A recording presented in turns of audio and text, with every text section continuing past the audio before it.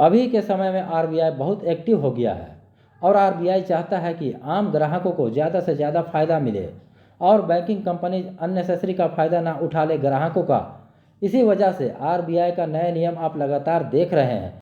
1 अप्रैल 2024 से बहुत सारे बदलाव होने जा रहे हैं। उन्हीं बदलाव में से एक मिनिमम अमाउंट का नियम है। अब यहाँ पर आप समझिए, अगर आपका बैंक खाता है, चाहे वो किसी भी बैंक में है, एसबीआई में हो या फिर एचडीएफसी में हो या फिर आईसीआईसीआई बैंक में हो, किसी भी बैंक में हो, तो बैंक आपसे कहती है कि कम से कम एक पार्टिकुलर राशि आप अपने बैंक अकाउंट में रखें, जिसे मिनिमम अमाउंट भी कहा जाता है।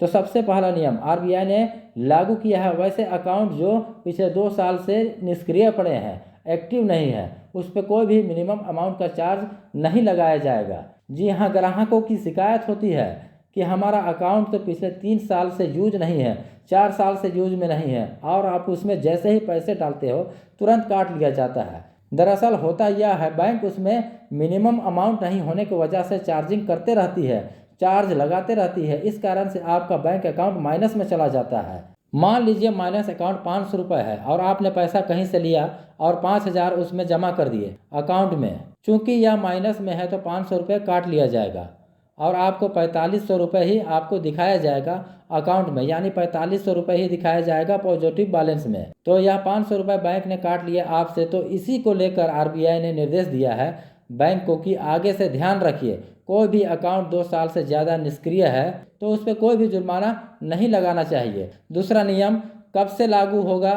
तो 2 अप्रैल 2024 से लागू होगा। उससे पहले जैसा है वैसा ही चलता रहेगा, लेकिन इसके बाद यह नियम पूरी तरह से लागू कर दिया जाएगा।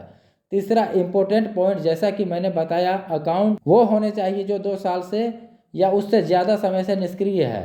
यानी निष्क्रिय होने का मतलब है अकाउंट में कोई ट्रांजैक्शन नहीं किया गया है, ना ही इनकमिंग पैसा आया है और ना ही आउटगोइंग पैसा गया है, यानी कि ना हमने कोई पैसा डाला है और ना ही निकाला है। ऐसे अकाउंट को निष्क्रिय माना जाएगा। पॉइंट नंबर 4 के मुताबिक आरबीआई ने निर्देश दिया है सभी बैंकों को, अगर आप किसी अकाउंट को निष्क्रिय घोषित करते हैं या उसे बंद करते हैं तो ग्राहकों को एसएमएस और ईमेल के माध्यम से सूचित किया जाना जरूरी है। आप किसी भी अकाउंट को बिना ग्राहक को बताए हुए निष्क्रिय घोषित नहीं कर सकते हैं। पॉइंट नंबर 5 में आरबीआई ने निर्देश दिया है, अगर किसी वजह से अकाउंट होल्डर है वो रिस्पॉन्स नहीं कर रहा है, जैसे कि कनेक्ट करने की कोशिश किया गया, मैसेज दिया गया और ईमेल दिया गया और अकाउंट होल्डर ने कोई रिस्पॉन्स नहीं दिया, वैसी स्थिति में भी अकाउंट निष्क्रिय नहीं किया जाएगा, डीएक्टिवेट नहीं किया जाएगा। पहले उनके नॉमिनी से कांटेक्ट किया जाएगा। जी हाँ, यह जरूरी है क्योंकि कई बार ऐसा होता है किसी कारण से जो अकाउंट के ओरिजिनल होल्डर हैं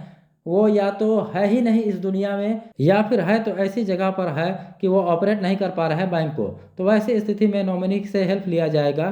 पॉइंट नंबर 6 में बताया है आरबीआई ने कि अगर कोई अकाउंट ऑलरेडी इनएक्टिव है और ग्राहक चाहता है उसे एक्टिवेट किया जाए, बैंक उसके लिए कोई चार्ज नहीं लेगा। जी हाँ, फ्री ऑफ कॉस्ट यह बैंक अकाउंट एक्टिव किए जाएंगे। पॉइंट नंबर 7 में आरबीआई ने ये कहा, अभी हाल फिलहाल में जब एक रिव्यू किया गया है तो पाया गया है कि लगभग 42,000 करोड़ रुपए से भी ज्यादा रुपए अनक्लेम्ड है अकाउंट में। डिफरेंट अकाउंट में पैसे तो है लेकिन उसे कोई क्लेम नहीं कर रहा है, उसका कोई ऑनर नहीं है। ऐसे अकाउंट को एक्टिवेट करने के लिए ही आरबीआई ने नया नियम बनाया है और सख्त निर्देश दिया है सभी बैंकों को कि आप अपने सभी ग्राहकों से कांटेक्ट करिए, उनके नॉमिनी से कांटेक्ट करने की कोशिश करिए और अकाउंट को चालू रखिए।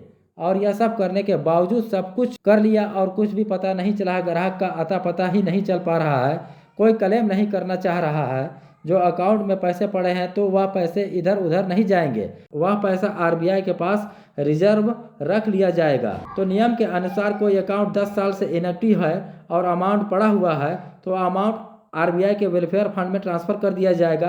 बैंक उस पैसे को अपने पास नहीं रखेगी, यह पैसे आरबीआई के अवेयरनेस एंड डिपॉजिटर फंड में ट्रांसफर कर दिया जाएगा। अगर अकाउंट होल्डर एक्टिव होता है और उसे पता चलता है कि उसके पैसे हैं तो उन्हें यह वापस कर दिया जाएगा। हालांकि इसके लिए नियम और कानून होंगे, कुछ डॉक्यूमेंट सबमिट करने होंगे अकाउंट होल्डर को, लेकिन तब तक के लिए पैसा सुरक्षित है, इस बात की गारंटी आरबीआई ने रखी है। उम्मीद करता हूँ आज की यह इन्फॉर्मेशन आपको पसंद आई होगी। पसंद आया तो वीडियो को लाइक करिएगा और चैनल पर नए आए हो तो चैनल को सब्सक्राइब भी जरूर कर दीजिएगा। तो चलिए फिर मिलते हैं किसी और एक वीडियो में नए जानकारी के साथ, तब तक के लिए आप अपना ख्याल रखिएगा। जय हिंद।